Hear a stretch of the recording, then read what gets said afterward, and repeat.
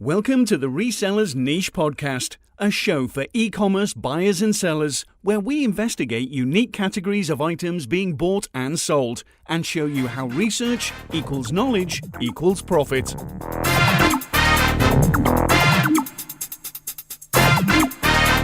And now the duo who'll never leave you shortchanged. It's your hosts, Russ and Mo. Howdy, Russ. How's the weather in Florida? It's going good, Mo. How are you? I'm good, thanks. And today we have Chris Lynn from 10Konthebay on YouTube and Instagram. And Chris is an expert on flipping cars for both dealerships and on his own. Chris, would you mind giving us a little backstory on how you've been flipping cars? Sure. Thanks, guys, for inviting me to the chat. So I used to work for a local car dealership, and I flipped just over 1,000 cars for the store in 4 years. And then I've also flipped probably 19 or 20 cars on my own. So I've done quite a bit of car flipping, and hopefully I can share some insights for you guys. Excellent. So with car flipping, is there, I guess we'll start with the basics. Is there a specific model you look for when you're flipping cars? What's the starting point for you? So for me, the starting point is cars that I understand. So I flipped Lexus for a Lexus dealership. So obviously Toyota and Lexus are the same brand. I understand things that go wrong with them. I understand the value of them. So I already have an idea of what I'm looking for, and that's how I set up the Craigslist filters to give me an idea of the knowledge that I know in a specific niche. But most people who flip cars flip in just one area of it, and one category of that might actually be price. So just because I normally flip Toyota and Lexus doesn't mean that I haven't flipped like an Acura or a Honda or a Volkswagen that was underpriced. So my criteria are also, cars under $10,000, or cars under $10,000 and a little bit of and low mileage are the easiest cars to flip. Okay. And let's break that down just a little bit. So I'll start with price first, because you mentioned that. So if you're okay with sharing that, what's the kind of the price, and I guess on the flip side, what you're looking to get, or maybe either dollar-wise or percentage-wise, based on price when you look at a car? Sure. So I'm looking to get at least $1,500 between I'm trying to net $1,500 per car. So basically when I'm looking for a car, let's say for $5,000, I'd like to sell it for $7,000, so I can net some of the difference. And then there's taxes involved, and we're trying to make it as clean as possible. But I'm looking for $1,000 to $1,500 profit per car, and the dollar amount just under $10,000. That's awesome. So $1,000 to $1,500 amount. Chris, when you're searching for these cars, what's kind of on your mind as far as the best flips? I mean, are you wanting to do the best flips first, or are you just, hey, if it fits in my criteria, let's hit it? The fastest flips are going to be commuter cars or a first person's car. So like let's say a reliable 2000 Honda Civic or Toyota Corolla. There's thousands and thousands of people looking for that exact car. So that's the easiest to flip, versus if you were to try to flip a Lamborghini, there's only a few people in the country that can afford to buy that. So you want to get the most common vehicle would be the easiest to sell. And also a rare vehicle would be really easy to sell. So you could sell a Lamborghini or a Ferrari or a Porsche. You would need more capital to do that, but those would be pretty easy to sell too, because there's low supply. Right.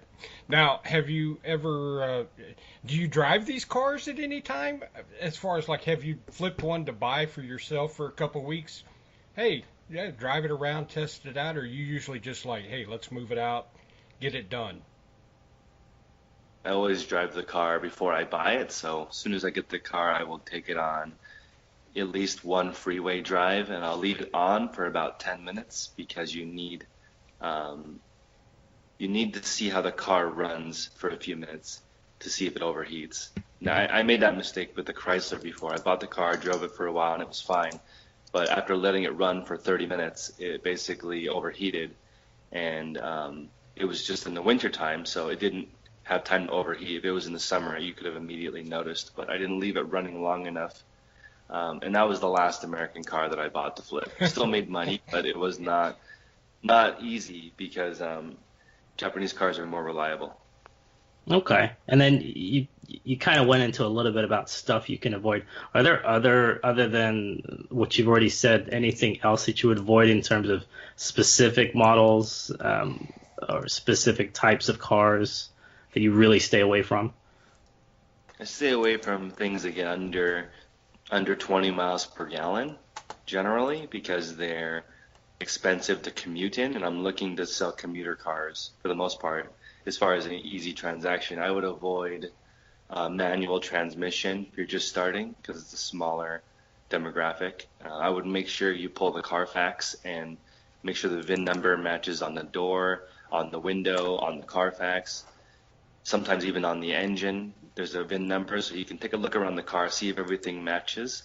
You can also run your hand along all the seams of the car, and if you feel roughness, usually it's been repainted.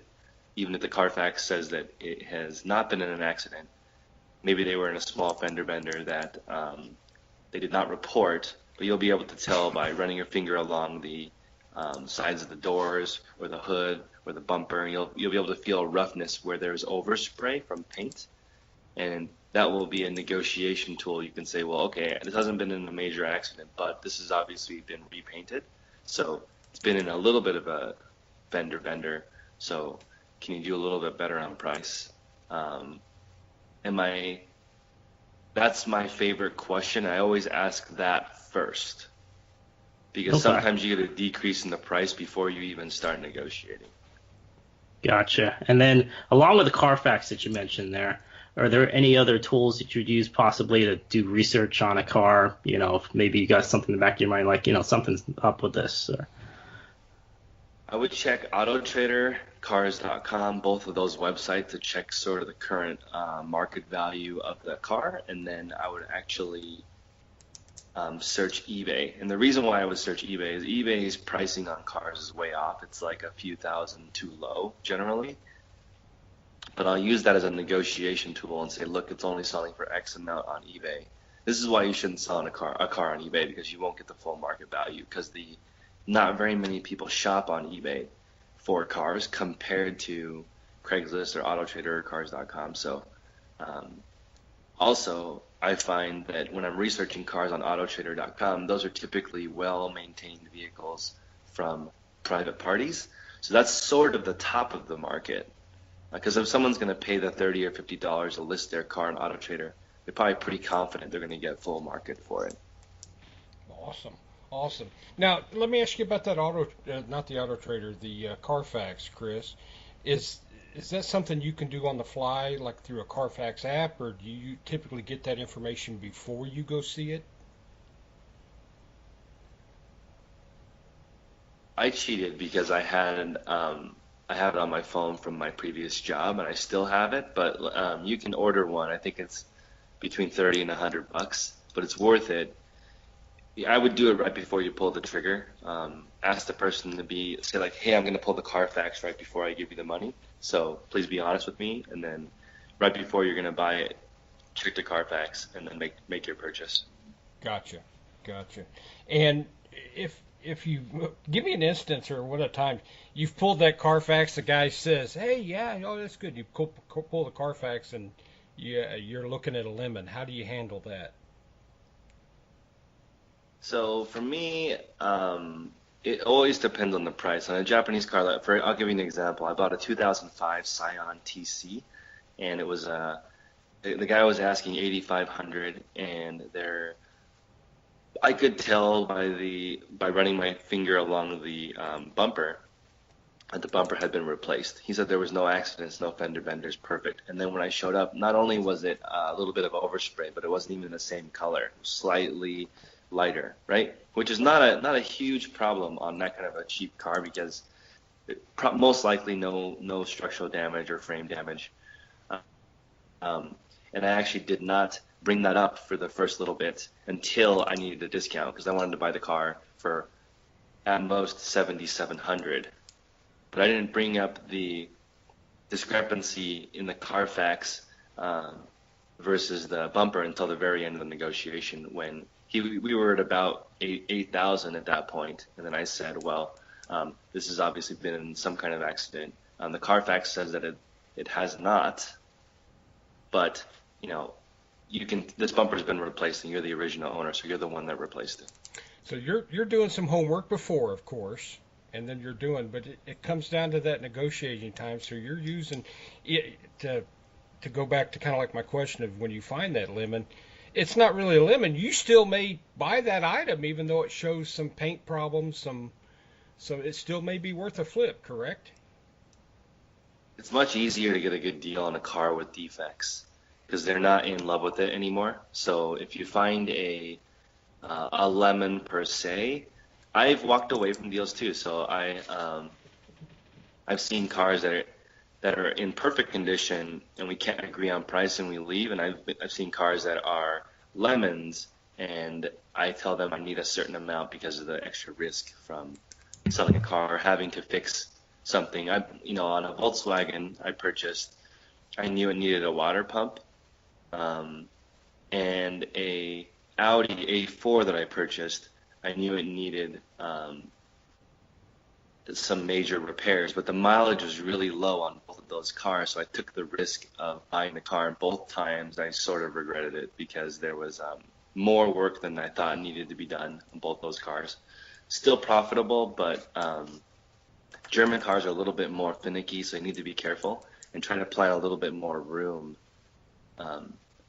Just to give you an example, let's say a 2000 Audi A4 versus a 2000 Honda Civic or Toyota Corolla, even though the Audi A4 was 2 or 3 times more expensive new, it's worth half of what the Corolla would be worth because of the longevity of the car. So you have to be pretty careful when you drive a German car to make sure that it's not a lemon, and it's to be expected that they're a little bit lemony because that's why they're getting rid of it. Because another interesting thing is that with German and cars that are more fun to drive, people are more attached to them. So it's hard to get a good deal on a car that someone fell in love with versus a commuter vehicle. There's one of a bajillion of them. So no one is that in love with their Corolla generally. Okay. So we've talked a lot about these details. I want to find out about where you're doing these deals. Are these through kind of independently meeting people, going there, or are you going online? How does the process take place in terms of you contacting people to find cars? Plus, on the flip side, when you're selling these cars, how is that? So maybe it's a 2-part question. Start with the beginning first, if we could. Sure. So the place where I look for the cars is generally Craigslist. I've more recently started looking on Facebook Marketplace because there's a lot of people selling cars there now too. And then on Craigslist, I'm searching for the brand, mileage, price range I'm looking for, setting up a filter, and it's just emailing me the new listings every day to filter through and see what's up. And then as far as I actually do use the same sites I mentioned, AutoTrader and eBay and Cars.com, to research cars. I have flipped more than a few vehicles from a dealership, so not even private party.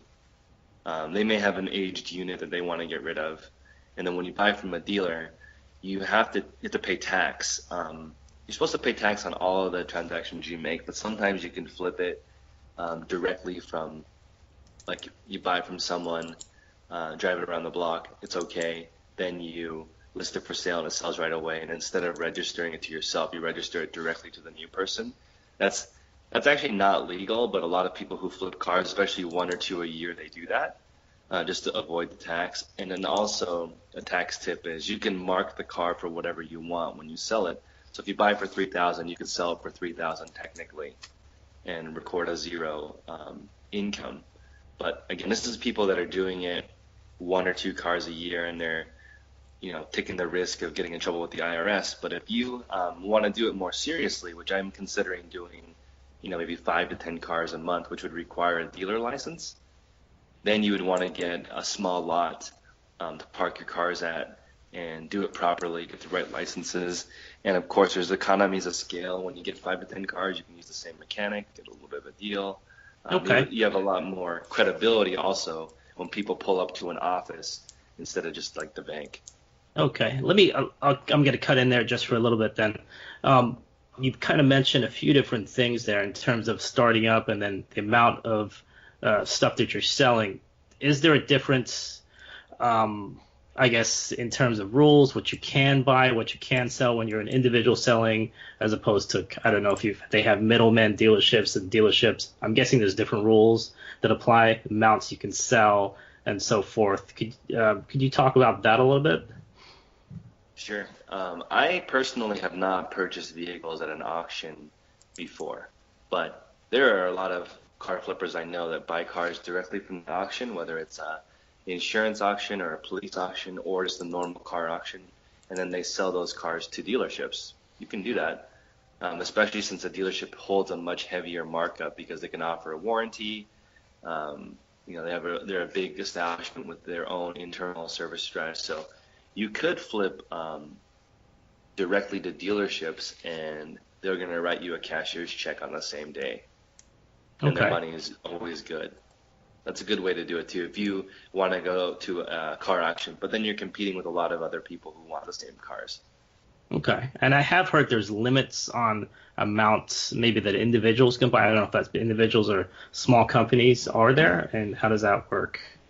In California, I think you can sell either 6 or 9 cars without a dealer license. After that, you need to get a license. Plus, you should probably get a wholesale license if you're going to do this on a larger scale so that you don't have to break the law, and then you can also buy cars tax-free to resell. Okay. Awesome. Now, you mentioned, you talked about the commuter cars and stuff, and you did mention something about the older cars. Have you done classic cars in the past? I haven't, because they're more expensive to acquire, but the markup on a classic car is significantly higher. I've met most of the people that I've met that flip classic cars are actually dealership owners. So they have the capital, so they're buying cars for $50 to sell for $150. If you know which cars to buy and you know what to collect, there's so few people who can write a check for $50,000 to buy a classic car. Right. So the people who restore them, they're only in the car, sometimes 20 or 30, or sometimes they're in the car 100, and they're trying to sell for 50 because they want the garage space back or whatever situation. So flipping classic cars is great because of the market. And there's also Barrett-Jackson, which is an auction for everything, all the nicest cars. So if you can get an in-demand classic car, it's not very risky. But now, okay, on going back from that, so let's take about a car that you've seen and stuff. Have you ever bought a car just for the parts and then broke the parts down? There's a couple guys on a few of the Facebook groups that do that, and I wanted to ask that question to you.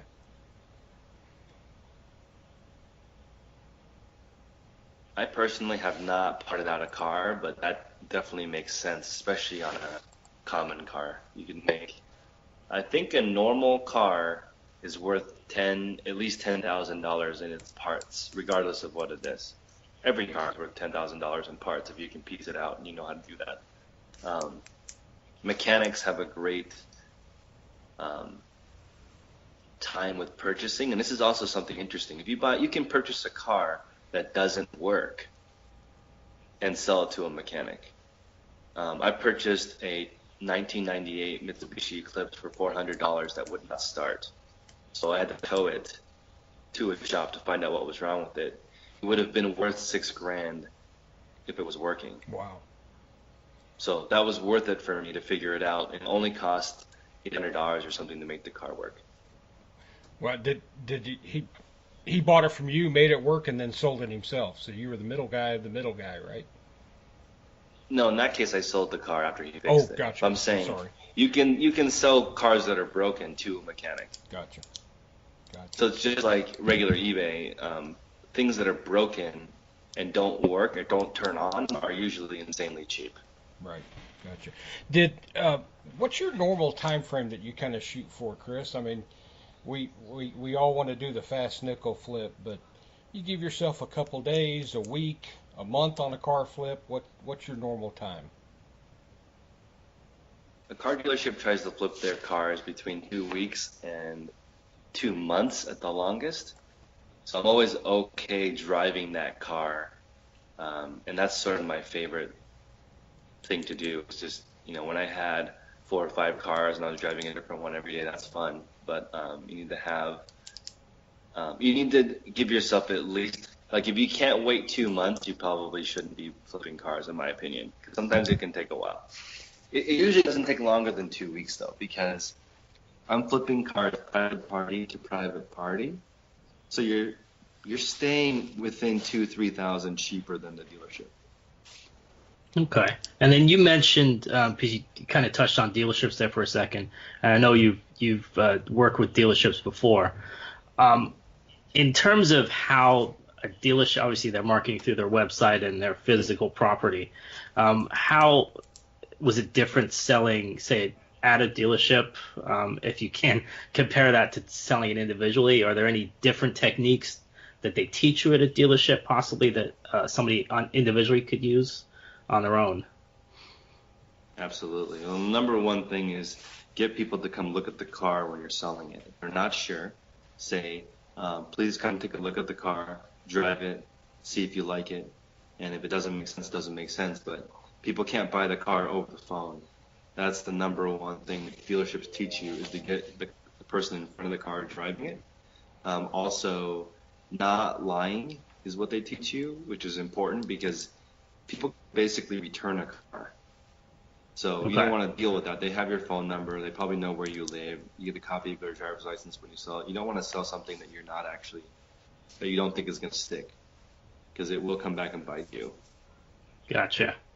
And then as far as another thing you touched on was storage of vehicles. Let's just say generally you're looking, I'm assuming, to flip cars as fast as possible, but let's say it doesn't go as quickly. Are there places that you can, say, take a car that you have bought, you don't have room maybe at home to store it, and that you could store it, or are these usually stored at your own residence?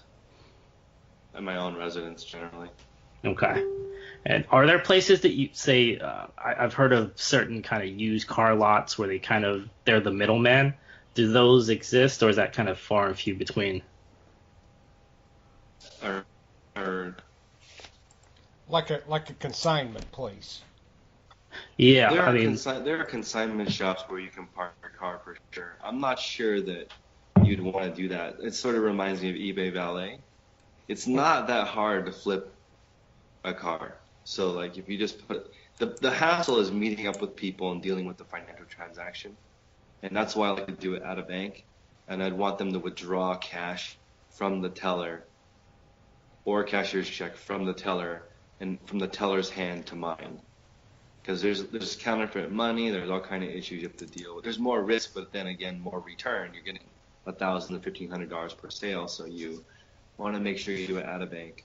I've also told people that I can offer financing, and then what I do is I take them to the credit union or whoever has the best deal, have the credit union finance them and give me the check.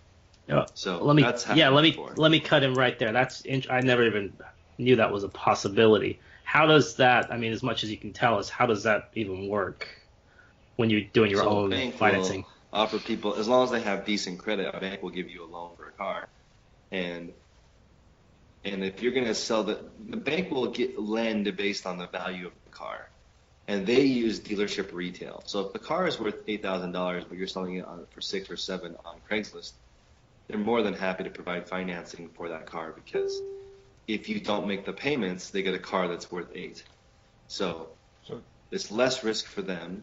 If they require some down payment, then they're really not risking too much by lending to that person. Right. Most of the time, though, people will pay cash. You're not financing it. You're setting the finance up, is what I think That's Yeah, right. gotcha. The bank is Right. the credit union. Gotcha. Did the banks, when you do that, did the banks give you some love back? Technically, in California, I think that's considered a bird dog fee, which is illegal. But I think that in other states you can. I'm just doing it so I can get the deal done. But I imagine in other states you guys can have. I'm sure the bank will give you. I think standard is like between $100 and $200. Right. That's why I asked. Cool. It's just a wealth of information, Chris. I mean, it's just as such a huge profit, but it can also be a lot of learning curve. What typically do you recommend somebody starting out with in capital? I recommend, like, if you not doing it unless you can lose the entire amount. Honestly, that's you could buy a car and it doesn't work the next day and you're out the entire cost of the car. So it should not be money that you need. And I think that you should always have that extra money. So if you have $20,000, then you can buy, safely like up to 10 in case something happens or if you need to fix it. But don't put all your money into a car because it's also a depreciating asset. Right. So the longer it takes you to sell, it's worth less and less. So don't wait too long. When you buy the car, list it the same day. Okay. And then as far as, you talked about depreciating value, right? In terms of filing with your taxes, is there a special form or just that you would have to get, obviously, when you're submitting this, or is it just kind of a regular write-off based on sales value? I just write it as a straight personal income. When I go to my CPA, I'm like, I sold this car for $6,000, I bought it for $5,000. Of course, since it's mostly cash, you can do what you want. But when I sold, the most I sold on the side was $9,000, and that was like clearly for profit. Gotcha. So I had to report some tax. Gotcha. And just wanted to interject that we are not CPAs, so we're just this is just for general knowledge for everybody out there. So you can check with your CPA before you do that. So it's been really great having you here, Chris. We always like to end with one question. Our motto for the show is research equals knowledge equals profit. So if there's one thing that we maybe haven't touched on that could help anyone beginning to think about flipping cars, what would that be? I think my advice would be the easiest car to flip is the one you already have. Because then you know the most about it, you can get an idea, and you know what you paid for it, you can look at the market and get an idea. If you could buy the exact same car for a good deal, you might even swap it out and sell the one that you're in and keep the other one if it's nicer. So nice. That's one way of doing it. Nice. Chris, I can't stress enough how much you have done for me personally. I want to thank you for being my friend and a mentor to me on a lot of things. If you're listening to this podcast, please go find Chris's Facebook group and his YouTube channel, 10Konthebay. I guarantee, and then this is one of those things, the old Southern. I guarantee you'll make more money listening to Chris. It's just that's a plain fact, and I just wanted to interject that in and tell you how much I appreciate that. Well, I appreciate that.